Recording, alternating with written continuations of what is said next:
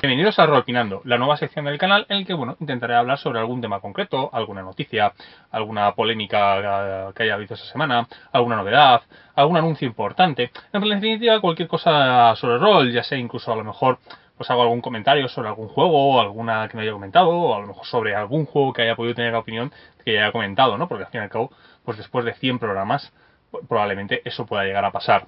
Y bueno, pues esta semana he decidido que para abrir esta sección voy a hablar un poco sobre Achtung Tulu.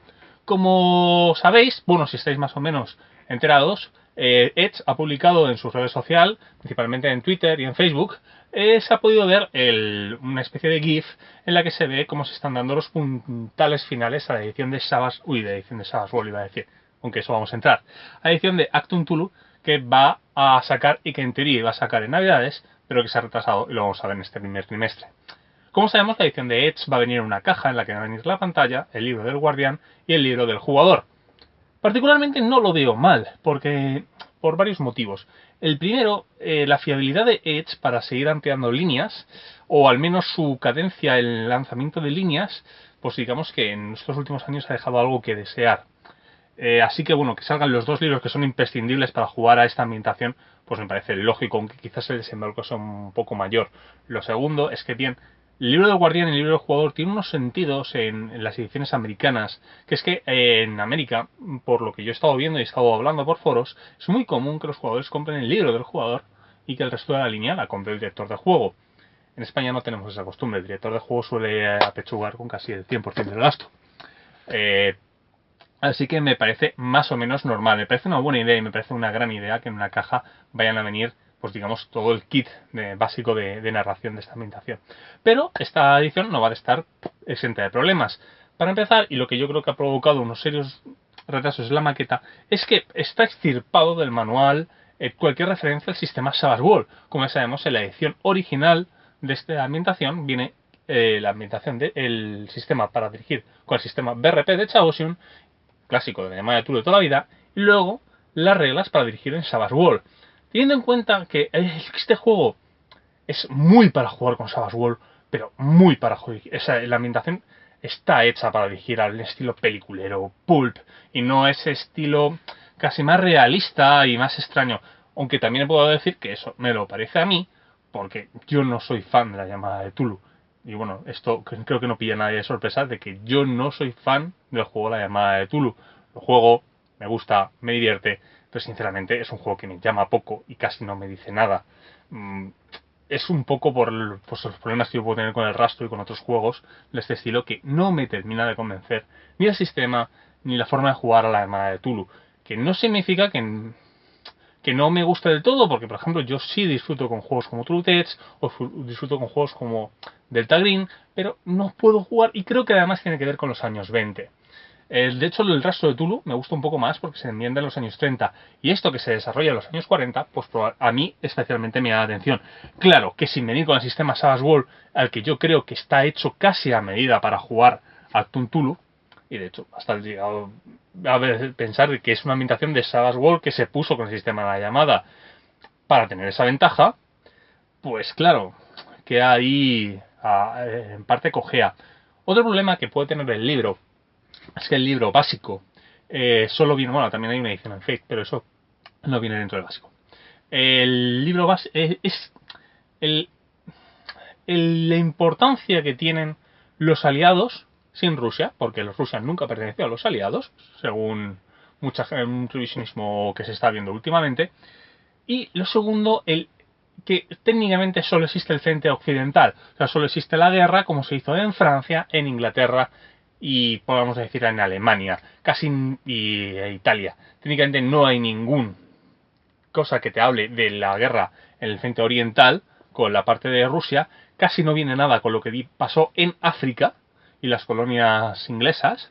Y por supuesto no viene nada de la guerra del Pacífico, lo cual a mí me resulta un error, porque, bueno, yo soy friki, tengo más de 30 años y soy fan de la Segunda Guerra Mundial, porque es extraño, ¿no? Que todo esto no entre en conjunción.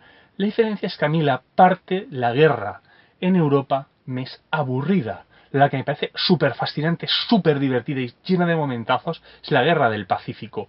De hecho, yo apenas la conocía, me empezó a enseñar un amigo mío, cuando me enseñó a jugar un juego de estrategia, que es el The World of War.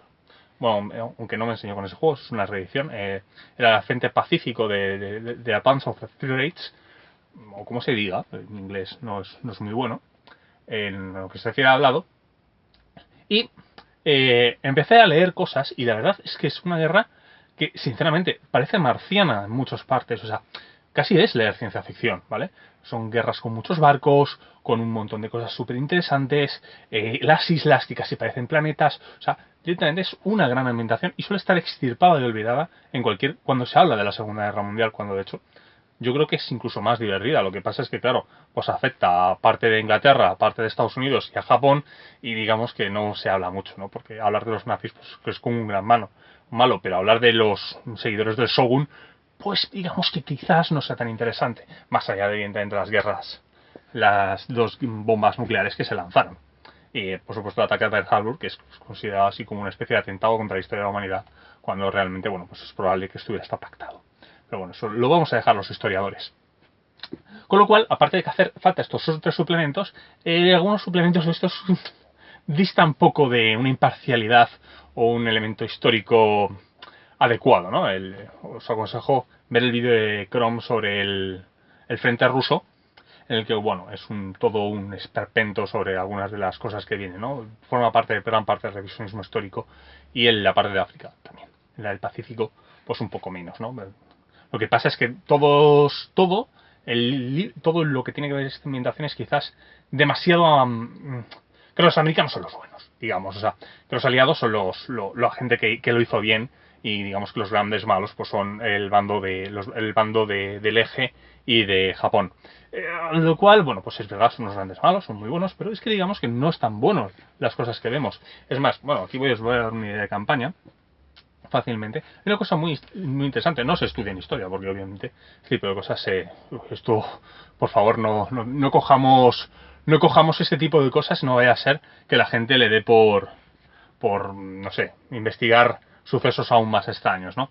La famosa evacuación de Francia, en la cual se evacuaron a ingleses para llevárselos a las Islas Británicas porque había caído París, pues digamos que estuvieron a punto de morir, porque de hecho les asediaron en el borde de playa y faltaban 8 horas para que llegaran los barcos de evacuación, y por algún motivo las fuerzas alemanas, el general, pues determinó que no se atacara, lo cual dio tiempo a coger esas tropas y llevárselas.